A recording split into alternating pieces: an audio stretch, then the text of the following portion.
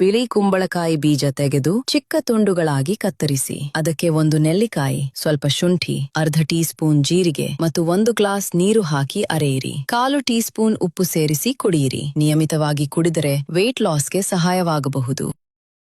ಎಂತ ನಿಮ್ಗೆ ಅನ್ಸ್ಬೋದು ಈಗ ನಾನು ಇವ್ರ ಬಗ್ಗೆ ಸರಿಯಾಗಿ ಬೈತೀನಿ, ಸ್ಕ್ಯಾಮ್ ಮಾಡ್ತಿದ್ದಾರೆ ಅಂತ ಹೇಳ್ತೀನಿ ಅಂತ. ಅಲ್ಲ, ಇಲ್ಲ ಸ್ನೇಹಿತರೆ, ಆಕ್ಚುಲಿ ಮ್ಯಾಟರ್ ಎಂತ ಗೊತ್ತಾ, ಇದು ತುಂಬಾ ಒಳ್ಳೆ ಜ್ಯೂಸ್. ಬಟ್ ನಾನು ಮಗುವಿಗೆ ಎಕ್ಸ್ಪ್ಲೇನ್ ಮಾಡೋ ತರ ನಿಮ್ಗೆ ಎಕ್ಸ್ಪ್ಲೇನ್ ಮಾಡಿ ಹೇಳ್ತೀನಿ, ಇದು ಮಾತ್ರ ತಗೊಂಡ್ರೆ ವೇಟ್ ಲಾಸ್ ಆಗತ್ತಾ ಇಲ್ವಾ ಅಂತ. ಅದ್ರ ಮುಂಚೆ ನಿಮ್ಮ ಬಾಡಿ ಬಗ್ಗೆ ಡೈಲಿ ನಾಲೆಜ್ ಕೊಡೋದನ್ನ ಫಾಲೋ ಮಾಡೋದನ್ನ ಮಾತ್ರ ಮರಿಬೇಡಿ. ಇದಕ್ಕೆ ಆಶ್ ಗಾರ್ಡ್ ಅಂತ ಹೇಳ್ತಾರೆ. ಇದರಲ್ಲಿ 90% ನೀರಿರೋದು. ಅದರ ಅರ್ಥ ಏನು, ಇದರಲ್ಲಿ ಕ್ಯಾಲರೀಸ್ ತುಂಬಾ ಕಮ್ಮಿ ಇದೆ ಅಂಡ್ ನೀವು ಸ್ಟ್ರೈನ್ ಮಾಡಿದ್ರೆ ಸ್ವಲ್ಪ ಫೈಬರು ಸಿಗತ್ತೆ. ಅಂಡ್ ಇದ್ರಲ್ಲಿ ಆಡ್ ಮಾಡಿರೋ ಶುಂಠಿ ಥರ್ಮೋಜೆನಿಸಿಸ್ ಅನ್ನು ಇನ್ಕ್ರೀಸ್ ಮಾಡುತ್ತೆ. ಬೇಸಿಕಲಿ ಫ್ಯಾಟ್ ಬರ್ನ್ ಆಗೋ ಪ್ರೊಸೆಸ್ ಗೆ ಥರ್ಮೋಜೆನಿಸಿಸ್ ಅಂತ ಹೇಳ್ತಾರೆ. ನೆಕ್ಸ್ಟ್, ಶುಂಠಿ ಹಾಗೂ ಜೀರಿಗೆ ಒಳ್ಳೆ ಸೋರ್ಸ್ ಆಫ್ ಪಾಲಿಫಿನಾಲ್ಸ್ ಅಂತ ಹೇಳ್ಬೋದು. ಇದು ಡೈಜೆಷನ್ ಗೆ ಹೆಲ್ಪ್ ಮಾಡುತ್ತೆ, ನಿಮ್ ಬಾಡಿಯಲ್ಲಿರೋ ಇನ್ಫ್ಲಮೇಷನ್ ಕಮ್ಮಿ ಮಾಡಕ್ಕೂ ಹೆಲ್ಪ್ ಮಾಡುತ್ತೆ. ಮೂರನೇದು ನೆಲ್ಲಿಕಾಯಿ. ಇದು one of the best source of vitamin C. ನಿಮ್ ಬಾಡಿಗೆ ಒಳ್ಳೆ ವಿಟಮಿನ್ ಸಿ ಕೊಟ್ರೆ ಇನ್ಸುಲಿನ್ ಸೆನ್ಸಿಟಿವಿಟಿನೂ ಇಂಪ್ರೂವ್ ಆಗುತ್ತೆ. ಇನ್ ಟರ್ನ್ ಇದರಿಂದ ಎಲ್ಲ ಫ್ಯಾಟ್ ಸ್ಟೋರೇಜ್ ಕಮ್ಮಿಯಾಗಿ ನೀವು ಫಿಟ್ ಆಗಿರಕ್ಕೆ ನಿಮ್ಗೆ ಹೆಲ್ಪ್ ಮಾಡುತ್ತೆ. ಫೈನಲಿ ಇದನ್ನ ವೇಟ್ ಲಾಸ್ ಡಯಟ್ ಅಲ್ಲಿ ಕುಡಿಯೋದು ಒಳ್ಳೇದಾ?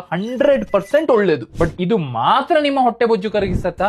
ಇಲ್ಲ. ಯಾಕಂದ್ರೆ ಈ ಜ್ಯೂಸ್ ಇಂದ ಕ್ಯಾಲೋರಿಕ್ ಡೆಫಿಸಿಟ್ ಆಗಲ್ಲ.